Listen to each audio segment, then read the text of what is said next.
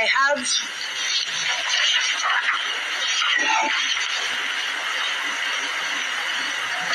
ordered that the first accused person before this court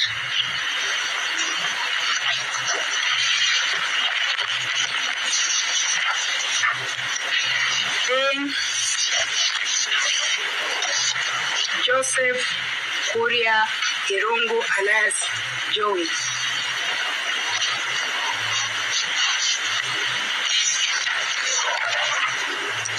shall suffer death as provided for. The offense of lives are forever impacted. Secondly, mother leaves behind a trail of shattered dreams and broken hearts that can never be healed. Mother leaves behind a trail of shattered dreams and broken hearts that can never be healed. I have said the accused person before me is 33 years. The deceased was 28 years. Thirdly,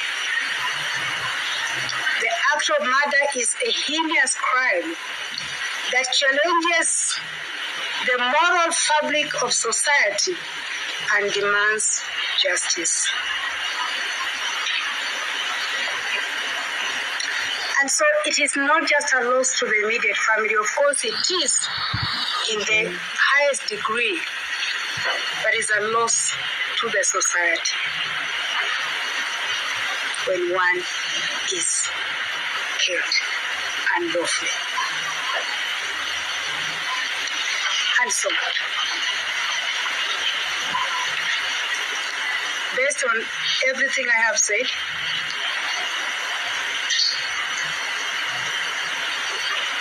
I have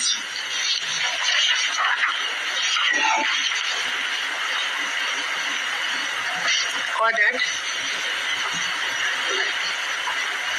that the first accused person before this court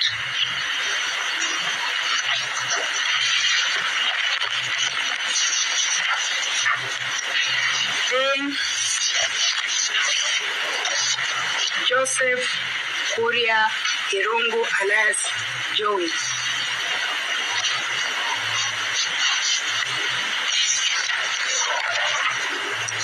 shall suffer death as provided for.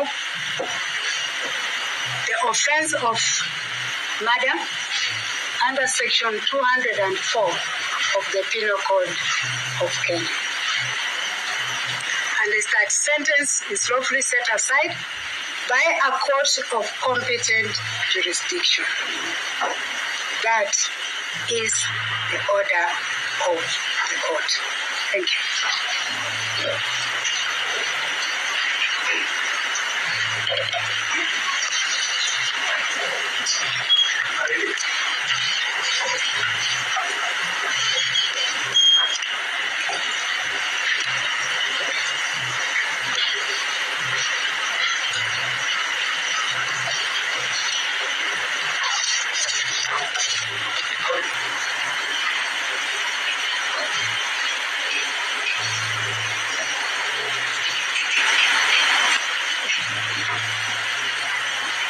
Any other counsel wish to address the court?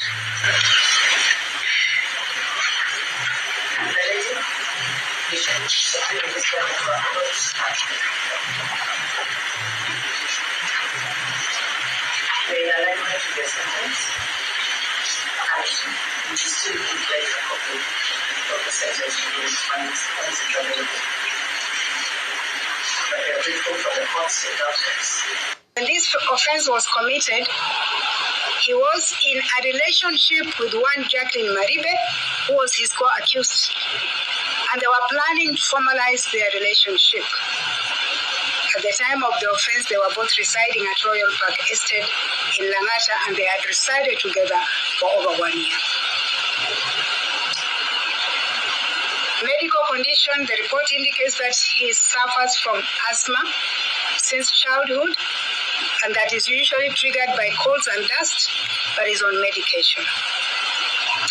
It is indicated that he has developed nerve problems, and that arose out of a gun incident which we spoke to in the judgment and in this matter. But it's said that the same is treated by painkillers, which gives him relief. On the offense, the report says that the accused person maintains his innocence and that he was shocked and depressed to be linked with the murder of the deceased. That he denies knowing the deceased, but acknowledges that he knows his brother. And it says that he grieves for the family of the deceased for losing her in a gruesome manner. The report indicates that he has good relationship with his family. The sister stood by him throughout the trial. They describe him, that is his family, and again this is important, as a social, overly generous, respectful to authority, committed Christian, and he believes in innocence, although he believes in his innocence, although he has painfully accepted the conviction. The family of the accused says that they have been stigmatized, faced a lot of stigmatization and financial drain in form of legal costs. They're expressing empathy for the family of the deceased and pray that the perpetrators will be found. And finally, they pray for leniency in sentence. From the community point of view,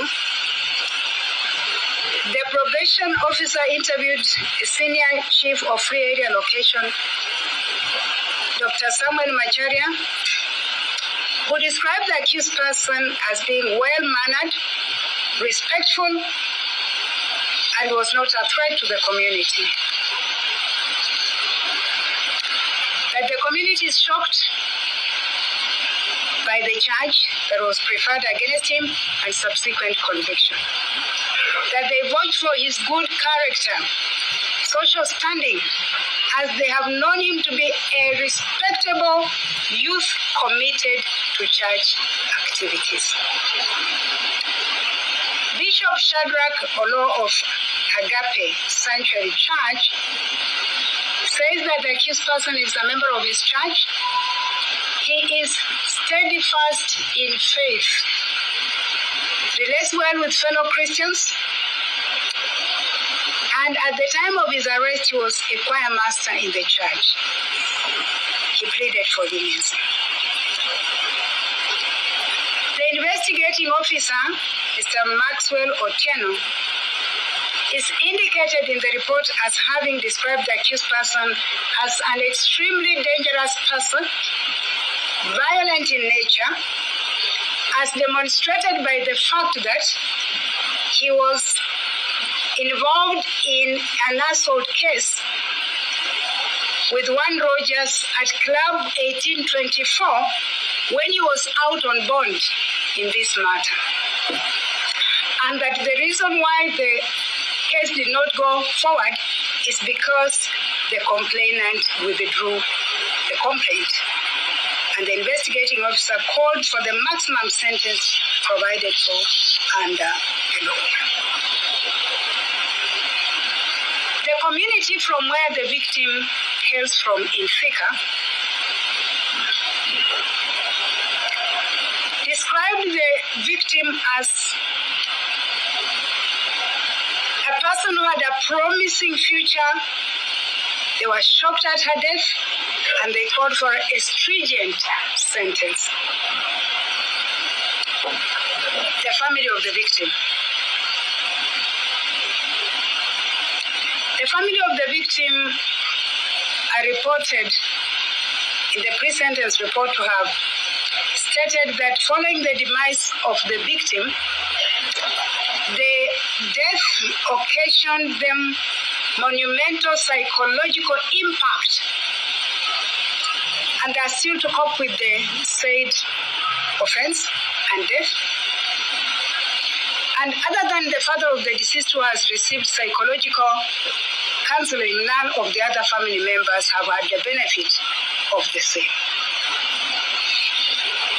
It is indicated that at the time the probation officer was interviewing the mother of the victim, she broke down severally and wailed, forcing him to stop the interview to allow her to calm down.